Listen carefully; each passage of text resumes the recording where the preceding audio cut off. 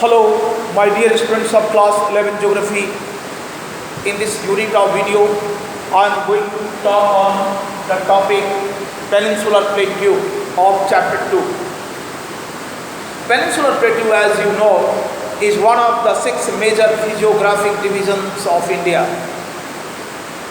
It is, in fact, the part of Indian plate which came from after being separated from Indo-Australian plate and collided with the Eurasian plate. But in this video we are going to talk about its physiographic features, relief features. What we find, this peninsular plateau forming irregular triangle rises from above the northern plain from the height of 150 meter to an elevation of 600 to 900 meter.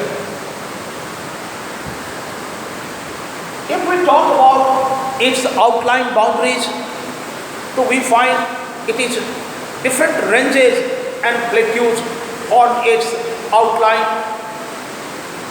If we talk about the northwestern part is bounded by Aravalli Range and Delhi Ridge, that forms the northwestern boundary.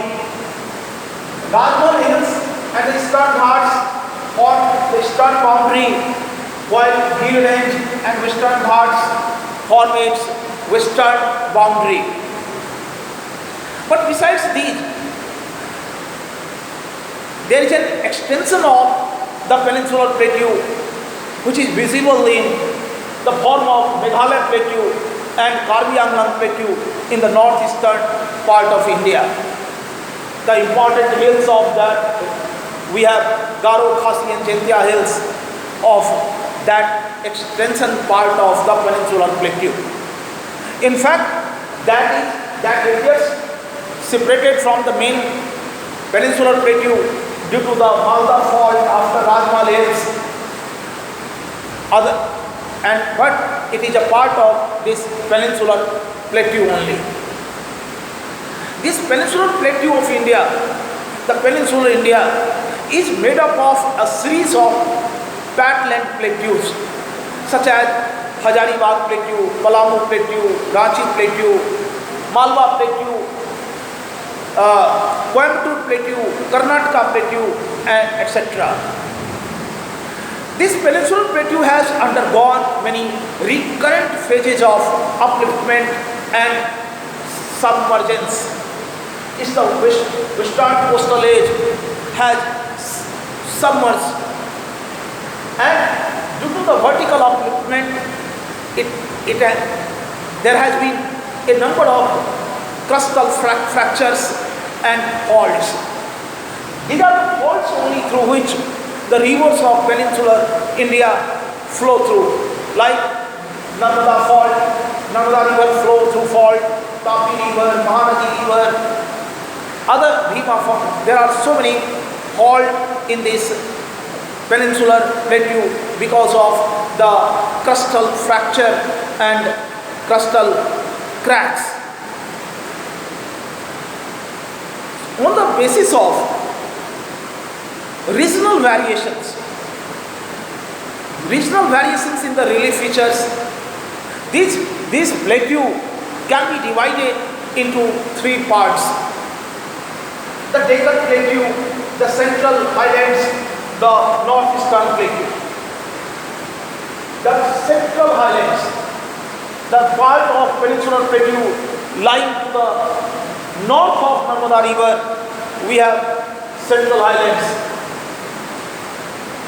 The part of peninsular plateau that lies below the Narmada river and Tapi river are called Deccan Plateau, and Karbi Anglong Plateau and Meghalaya Plateau, which are in the northeastern part of India, form the northeastern plateaus of the peninsular plateau.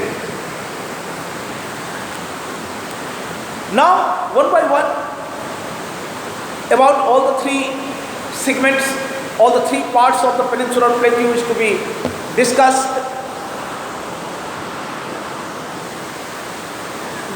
first we take the Deccan Plateau.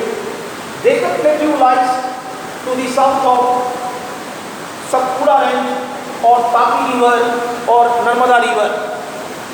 So it forms a perfect triangular shape, and it is bounded by Satpura Range in the north, Metal Range, Mahadev Hills and Kamur Hills, and it is bounded by Western Ghat in the west and Eastern Ghat in the east.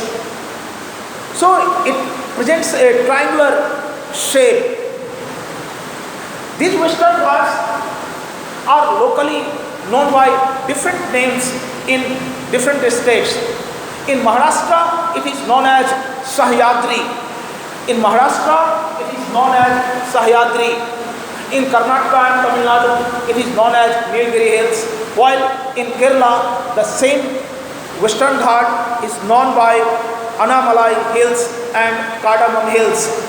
Annamalai Hills and Cardamom Hills. Western Ghats and Eastern Ghats. The Western Ghats are comparatively higher than the Eastern Ghats. Not only higher, Western Ghats are continuous, more continuous than Eastern Ghats. Eastern Ghats we find dissected and broken by different rivers and due to the crustal fractures. The average elevation of the Western Ghat we take about 1500 meters, with the height increasing from north to south. I mean, its height is higher in the southern part than the northern part. Annai Mudi,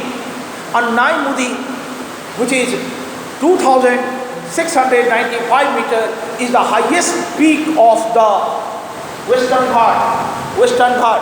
Another highest peak is Doda Beta, that is also 2,637 meters. 2,637 meters. The highest peak of the Western Ghat is Mahendragiri, which is about 1,501 meters. The general slope of this peninsular Deccan Plateau is from west to east, because most of the rivers, Western Ghats are higher and Eastern Ghats are lower. The average height of Eastern Ghat is just 600 meters. So, and most of the rivers like Mahanadi, Krishna, Kaveri, Godavari, all these rivers flow towards the east and have their confluence in the Bay of Bengal.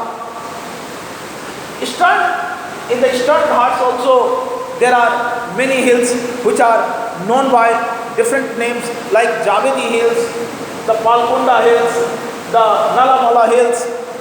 So, these are the different hills and plateaus of the peninsular plateau. Thank you in this video. The next two topics will cover in another video.